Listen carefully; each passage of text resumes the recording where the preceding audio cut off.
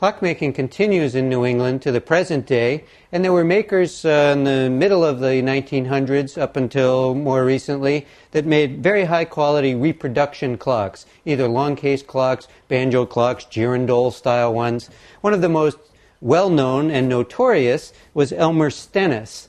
He began making these types of reproduction clocks. Often he was using Howard movements. He'd buy a nice bunch of Howards that at that time were being thrown out. Clocks now worth thousands. He would take the movements from those and use them in his reproduction banjo clocks or girandole clocks. I have a catalog of his from the 1960s, which inside shows the styles of clocks he was making and the relatively high prices that they cost then.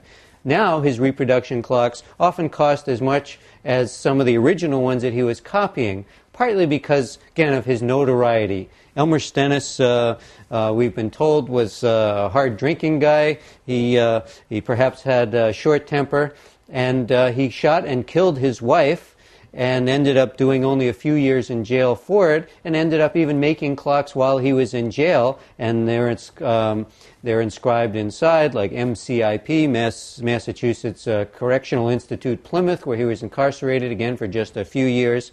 The story continued in its tragedy. He returned, remarried, and a few years later was shot and killed in his own bed. So the story is told in more detail on my website. You'll see the reproduction of a Yankee Magazine article my wife wrote about murder on TikTok Lane.